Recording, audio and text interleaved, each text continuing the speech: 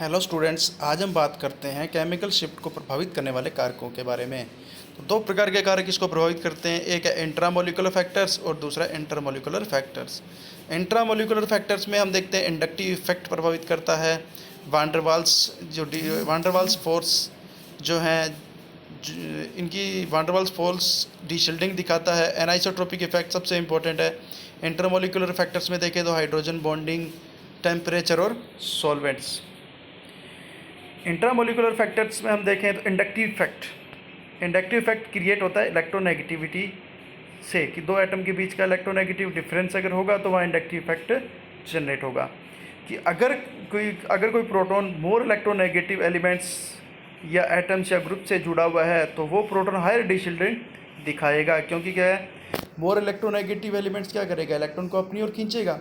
Electron को अपनी ओर खींचने पर प्रोटॉन के पास इलेक्ट्रॉन की डेंसिटी कम हो जाएगी, और इलेक्ट्रॉन की डेंसिटी कम होने पर आसानी से वो सिग्नल रेडिएशन को एब्जॉर्ब करके सिग्नल दिखाता है, और हाईली डीशिल्डेड पोजीशन में इसका डेल्टा वैल्यू आता है। अगर हम देखें तो CH3F, CH3Cl, CH3Br, CH3I, तो CH3F का जो डेल्टा वैल्यू आता है 4.26 के पर पीक देता है। ये जो प्रोटॉन है CH3F के साथ जुड़ा हुआ है तो 4.26 पे डेल्टा शिफ्ट पीक दिखाता है। इसी प्रकार क्लोरीन के साथ जुड़ा है, इसकी इलेक्ट्रोनेगेटिविटी थोड़ी कम है, तो इलेक्ट्रॉन क्लोरीन के पास फ्लोरीन की तुलना में ज़्यादा नहीं रहेंगे, तो डेल्टा 3 के आसपास आता है। ब्रोमीन अगर है तो 2.282 के पास आता है, अगर आयोडीन है तो 2.1 से, क्योंकि आयोडीन का इलेक्ट्रोनेगेटिविटी सबसे कम होता है।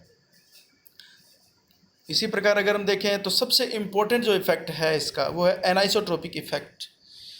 एनाइसोट्रोपिक इफेक्ट ये जो जनरली क्रिएट होता है, या हम देखते हैं जनरली ये उन कंपाउंड्स में देखा जाता है जिनमें पाई इलेक्ट्रॉन डेंसिटी, मतलब मीन्स जिनमें पाई इलेक्ट्रॉन हो। तो पाई इलेक्ट्रॉन के कारण एक इंड्यूस्ड मैग्नेटिक फील्ड जनरेट होता है मॉलिक्यूल के अंदर, और पाई इलेक्ट्रॉन का जो इंड्यूस्ड मैग्नेटिक फील्ड होता है वो डायरेक्शनल डिपेंडेंट होता है। तो हम कह सकते हैं कि मॉलिक्यूल्स का जो इंड्यूस्ड मैग्नेटिक फील्ड जो पाई इलेक्ट्रॉन के कारण जनरेट होता है वो डायरेक्शन डिपेंडेंट होता है, और इसे हम बोलते हैं एनाइसोट्रोपिक इफेक्ट। इसी इफेक्ट के कारण कुछ प्रोटॉन्स जो होते हैं, जैसे एरोमेटिक कंपाउंड्स में पाई इलेक्ट्रॉन होते हैं, वहाँ भी एनाइसोट्रोपिक इफेक्ट लगता है। एल्कीन में एनाइसोट्रोपिक इफेक्ट लगता है, एल्डिहाइड में एनाइसोट्रोपिक इफेक्ट लगता है, एल्काइन में भी एनाइसोट्रोपिक इफेक्ट लगता है। तो कुछ कंपाउंड्स में इसी इफेक्ट के कारण इनकी जो पीक्स आती है वो हायर रीजन में आती है, जिनका डेल्टा वैल्यू हाई होता है, मतलब डीशिल्डिंग हो जाती है उसकी। और कुछ कंपाउंड होते हैं जिनमें जो डेल्टा पिक्स आती है वो जितनी आनी चाहिए उतनी नहीं आ पाती, उससे थोड़ी कम आती है। मीन्स उसकी क्या होती है, उससे शील्डिंग हो जाती है। अगर हम देखें तो कुछ कंपाउंड्स की अगर बात करें तो सबसे पहले बात करते हैं जैसे एरोमेटिक कंपाउंड्स की। तो एरोमेटिक कंपाउंड्स की बात करें तो एरोमेटिक कंपाउंड्स में जैसे बेंजीन है, तो बेंजीन में कितने प्रोटॉन है, 6 प्रोटॉन हैं। 6 प्रोटॉन, और सारे हाइड्रोजन कहाँ होते हैं बेंजीन में, बाहर की ओर होते हैं। तो इसके अंदर क्या है, पाई इलेक्ट्रॉन। तो इन्हीं पाई इलेक्ट्रॉन के रोटेशन के कारण एक मैग्नेटिक फील्ड क्रिएट होता है, और इसकी जो डायरेक्शन होती है वो लगाए गए एक्सटर्नल मैग्नेटिक फील्ड की डायरेक्शन के पैरेलल हो जाती है, जिसके कारण ये प्रोटॉन क्या होते हैं, हाईली डीशिल्डिंग हो जाते हैं, और जिनकी डेल्टा पिक्स लगभग 6 से 7 के बीच आती है। अगर कोई मोर इलेक्ट्रोनेगेटिव एलिमेंट्स जुड़ा हुआ हो तो इसकी डेल्टा और ज़्यादा बढ़ जाती है, तो बात की बात है। तो बेंजीन में जो प्रोटॉन्स की पीक्स आती है 6 से 7 के क्यों आती है, क्योंकि इसमें एनाइसोट्रोपिक इफेक्ट जो क्या होता है कि पाई इलेक्ट्रॉन की रोटेशन के कारण एक इंड्यूस्ड मैग्नेटिक फील्ड क्रिएट होता है, और ये जो इंड्यूस्ड मैग्नेटिक फील्ड होता है और अप्लाइड मैग्नेटिक फील्ड जो हम लगाते हैं, दोनों की डायरेक्शन क्या हो जाती है, सेम हो जाती है। इसीलिए इसकी पीक्स जो आती है लगभग 6 से 7 या 7.2 7.5 के आसपास हमें प्राप्त होती है। अगर यही प्रोटॉन अंदर की तरफ होते तब हम देखें तो अंदर की तरफ होने पर ये प्रोटॉन की जो डायरेक्शन होगी, इनके कारण जो पाई इलेक्ट्रॉन के कारण जो इंड्यूस्ड मैग्नेटिक फील्ड क्रिएट हो रहा है, तो इसकी डायरेक्शन कैसी हो जाती, इसकी इंड्यूस्ड मैग्नेटिक फील्ड और अप्लाइड मैग्नेटिक फील्ड की दोनों की अपोज हो जाती। तब अगर अंदर की तरफ होता तो उस प्रोटॉन की क्या हो जाती, शील्डिंग हो जाती, और उसकी पीक्स कहाँ आती, लगभग 2-3 के आसपास या 0 के आसपास कहीं आती। तो इसे हम बोलते हैं एनाइसोट्रोपिक इफेक्ट। ये कितने भी एरोमेटिक कंपाउंड है अंदर की तरफ प्रोटॉन है तो शील्डिंग प्रोटॉन होंगे, उनकी जो पिक्स आएगी वो शील्डेड आएगी, और बाहर की तरफ है तो वो डीशील्डिंग पोजीशन में आएगा, यानी कि पिक्स आएगी वो डाउन फील्ड के अंदर आएगी, डेल्टा मतलब बढ़ा हुआ होगा। और इसी प्रकार अगर हम बात करें एरोमेटिक कंपाउंड्स हो गए, अगर हम बात करें एल्कीन्स की, तो एल्कीन्स का डायग्राम हमने दिखा रखा है। तो एल्कीन्स में पाई बॉन्ड की रोटेशन के कारण एक इंड्यूस्ड मैग्नेटिक फील्ड क्रिएट होता है, और इंड्यूस्ड मैग्नेटिक फील्ड और अप्लाइड मैग्नेटिक फील्ड एल्कीन में भी क्या होता है, दोनों की डायरेक्शन क्या हो जाती है, जहाँ प्रोटॉन है वहाँ की डायरेक्शन क्या हो जाती है, दोनों की सेम हो जाती है। थोड़े से इसमें चिन्ह थोड़े गलत किए हुए हैं, उसे अब सही से देखना। तो थोड़े से डायग्राम में तो क्या होते हैं, दोनों प्रोटॉन जो हैं सिरे वाले, उनकी डायरेक्शन वहाँ जब इंड्यूस्ड मैग्नेटिक फील्ड जो क्रिएट होता है उसकी डायरेक्शन देखो, और अप्लाइड मैग्नेटिक फील्ड की डायरेक्शन देखो, दोनों क्या है सेम डायरेक्शन में होने के कारण इन प्रोटॉन्स की डीशील्डिंग हो जाती है। डेल्टा हायर वैल्यू कितने पर आता है, लगभग 5.5-6 के आसपास। और इसी प्रकार एल्डिहाइड में भी यही होता है, पाई इलेक्ट्रॉन के रोटेशन के कारण एक इंड्यूस्ड मैग्नेटिक फील्ड क्रिएट होता है।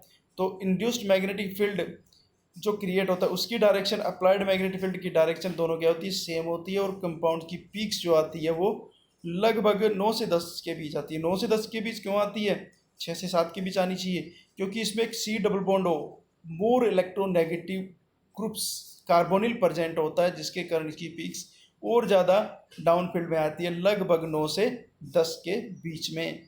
और इसी प्रकार एल्काइन में देखें तो एल्काइन में तो 2-2 पाई बॉन्ड है, तो इसकी पिक्स कहाँ आनी चाहिए, लगभग 6 से 7 या 8 के बीच आनी चाहिए, लेकिन आती कितनी है, 2 से 3 के बीच। इसका कारण ये होता है कि इस पे जो पाई इलेक्ट्रॉन की जो डायरेक्शन होती है उसके कारण जो इंड्यूस्ड मैग्नेटिक फील्ड क्रिएट होता है और अप्लाइड मैग्नेटिक फील्ड जो क्रिएट होता है, दोनों की डायरेक्शन क्या हो जाती है, अपोजिट हो जाती है। अपोजिट होने के कारण ये जो इंड्यूस्ड मैग्नेटिक फील्ड होता है ये इसे प्रोटेक्ट कर देता है, जिसके कारण अप्लाइड मैग्नेटिक फील्ड उसके पास पहुंच ही नहीं पाता प्रोटॉन के पास। तो वहां तक पहुंचाने के लिए इसे हाई वोल्टेज का हम अप्लाइड मैग्नेटिक फील्ड लगाते हैं, और फिर जाके प्रोटॉन इसको एब्जॉर्ब करके ट्रांजिशन दिखाता है और हमें पीक्स मिलती है, और वो पीक्स मिलती है लगभग 2 से 3 के बीच। तो कहने का मतलब है कि एल्काइन के अंदर जो प्रोटॉन है वो शील्डिंग हो जाते हैं, जिसके कारण इसकी पीक्स कितने पर आती है, 2 से 3। तो हम कह सकते हैं कि इन कंपाउंड्स में एनाइसोट्रोपिक इफेक्ट के कारण इनकी पीक्स जो आती है वो, जिनमें पाई बॉन्ड एक सिंगल पाई बॉन्ड होता है, उनकी पीक्स तो आती है 6-7-8 के बीच, और अल्काइंस की पीक्स आती है वो आती है 2 से 3 के बीच। इसे बोलते हैं एनाइसोट्रोपिक इफेक्ट। अगर हम बात करें इंटरमोलिकुलर फैक्टर्स हाइड्रोजन बॉन्डिंग, तो हाइड्रोजन बॉन्डिंग 2 प्रकार के होते हैं, intramolecular hydrogen bonding, intermolecular hydrogen bonding. Intramolecular hydrogen bonding उसका कंसंट्रेशन पर किसी प्रकार का कोई इफेक्ट नहीं पड़ता है, उसके डायल्यूशन करें तो कोई इफेक्ट नहीं पड़ता। हाँ, एक बात जरूर है कि हाइड्रोजन बॉन्डिंग होने पर पीक्स जो आती है वो हमेशा डाउन फील्ड की ओर शिफ्ट होती है, ठीक है, क्योंकि हाइड्रोजन बॉन्डिंग किसके बीच होती है, मोर इलेक्ट्रोनेगेटिव एटम्स के बीच होती है। तो मोर इलेक्ट्रोनेगेटिव एटम्स क्या करते हैं, इलेक्ट्रॉन को अपनी ओर खींच लेते हैं, प्रोटॉन इलेक्ट्रॉन फ्री रहता है, तो आसानी से उसके ऊपर ट्रांजिशन करके और सिग्नल कहाँ देता है, वो डीशील्डेड यानी डाउन फील्ड के अंदर देता है, ठीक है। और इंटरमोलिकुलर हाइड्रोजन बॉन्डिंग है, तो वहाँ 2 इंटरमोलिकुलर हाइड्रोजन बॉन्डिंग कैसे होती है कि एक प्रोटॉन जो होता है 2 मोर इलेक्ट्रोनेगेटिव एटम्स के बीच बॉन्डेड होता है। तो इसका मतलब 2-2 इलेक्ट्रोनेगेटिव एटम्स हैं, तो वो क्या करेंगे, इलेक्ट्रॉन को अपनी ओर खींचेंगे, प्रोटॉन इलेक्ट्रॉन लेस हो जाएगा, तो इसकी पीक्स कहाँ आएगी, डाउन फील्ड के अंदर आएगी। और अगर टेम्परेचर का देखें तो टेम्परेचर का ज़्यादा इफेक्ट नहीं पड़ता, लेकिन OH NH SH प्रोटॉन्स जो होते हैं वो हाई टेम्परेचर के ऊपर किधर की ओर शिफ्ट हो जाते हैं, अप फील्ड यानी शील्डेड हो जाते हैं। इसी प्रकार सॉल्वेंट्स, अगर सॉल्वेंट्स जनरली सॉल्वेंट्स का इफेक्ट नहीं पड़ता, सॉल्वेंट्स कैसा लेते हैं हम, मैग्नेटिकली इनर्ट लेते हैं, केमिकली इनर्ट लेते हैं, मैग्नेटिकली आइसोट्रोपिक होता है और हाइड्रोजन बॉन्डिंग वगैरह करता नहीं है। तो ऐसा कोई सॉल्वेंट लेते हैं जिसमें प्रोटॉन होता है, CCl4 CS2 CdCl3, तो ये ज़्यादा इफेक्ट नहीं करता। धन्यवाद।